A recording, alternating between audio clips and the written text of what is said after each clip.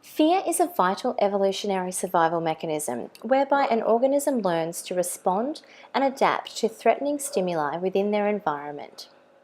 The physiological onset and endpoint of fear is clearly identifiable. When a specific perceived threat is encountered, the fight or flight response rapidly prepares the body to react and then ceases once the threat has been eliminated. When fear becomes exaggerated and disproportionate to the fear-evoking stimuli, a phobia results. A phobia is described as an excessive or inappropriate fear in response to harmless objects or situations in which the body perceives as dangerous.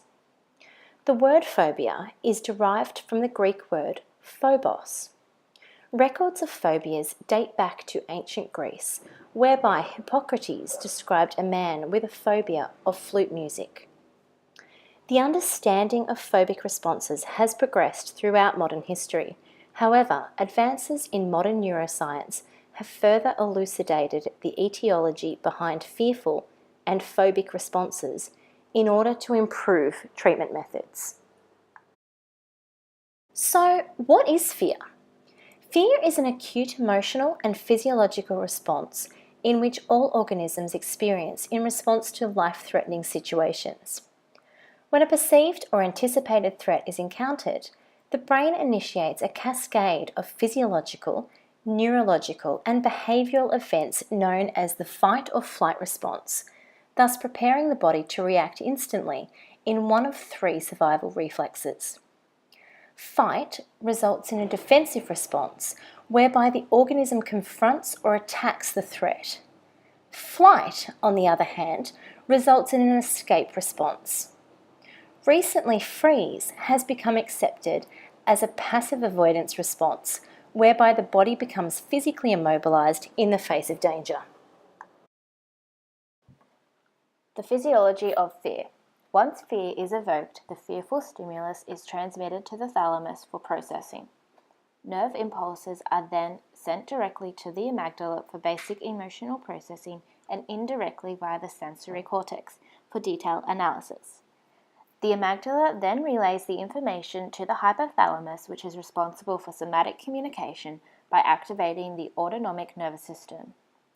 The autonomic nervous system controls involuntary functions such as heart rate, respiratory rate, and digestion, and once activated triggers the activation of its sympathetic nervous system in order to release sufficient energy if emergency action is required.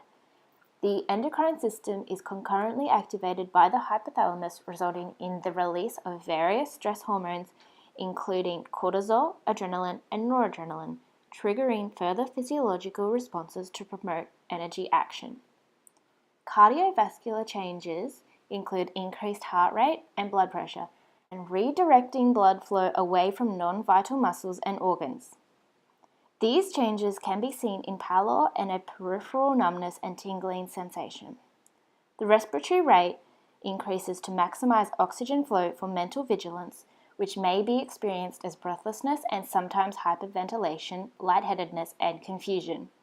Further changes to facilitate survival include muscle tensing, increased perspiration, pupil dilation, and slowing of dispensable bodily functions such as digestion. Consequently, the individual may experience trembling, increased sweating, and abdominal symptoms. The physiological effects of the fear cascade are fast-acting, typically climaxing within 10 minutes, however are regulated by the parasympathetic nervous system and therefore begin to settle within 10 to 30 minutes. Human fear is therefore a complex neurocircuitry pathway that, although evolved, results in a series of primitive responses. Human neuroimaging studies have revealed that the cortical region of the cerebral cortex, which are responsible for the higher cognitive functioning, becomes downregulated when fear is experienced. Conversely, the primitive subcortical region below the cerebral cortex becomes highly activated. These findings have also been corroborated with animal studies confirming that when fear is evoked, primitive thinking may override logic, causing one to act before thinking.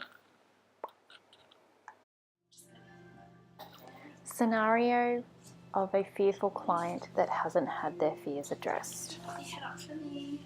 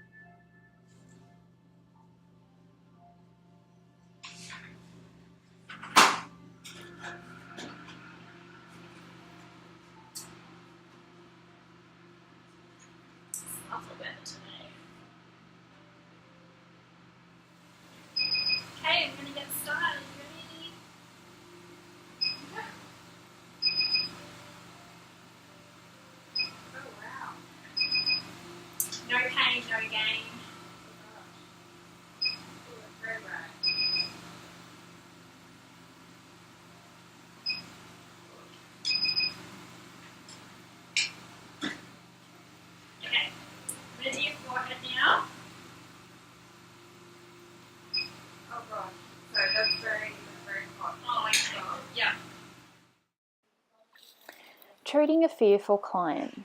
One of the oldest and greatest of humans' fears is fear of the unknown, which is linked with various anxiety disorders.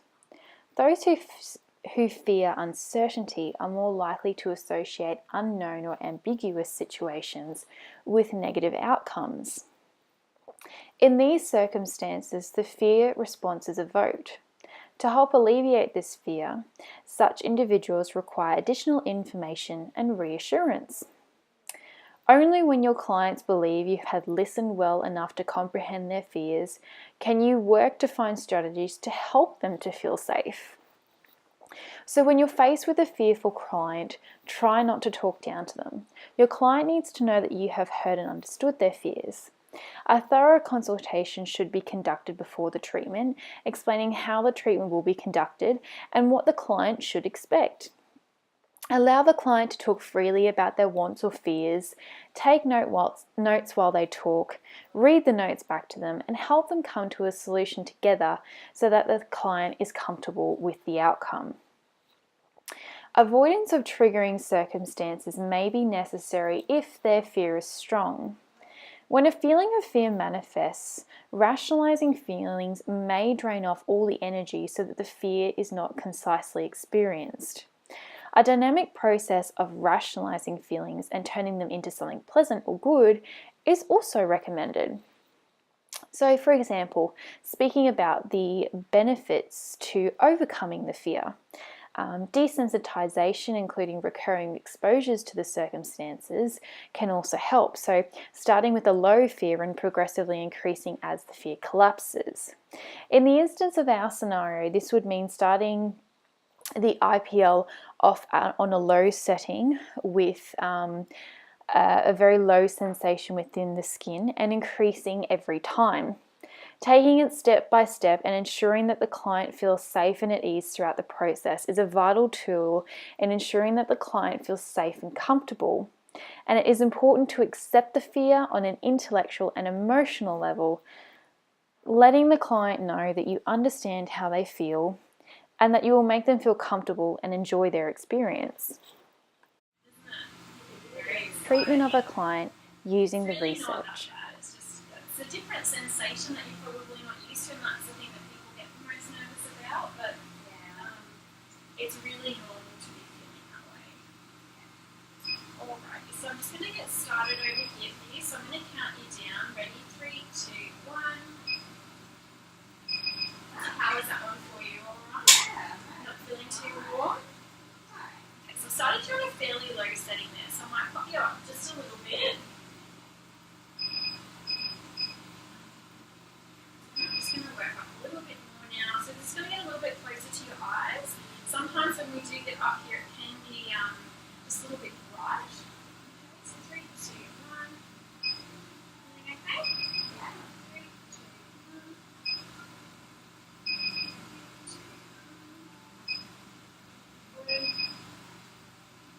1. Perfect. So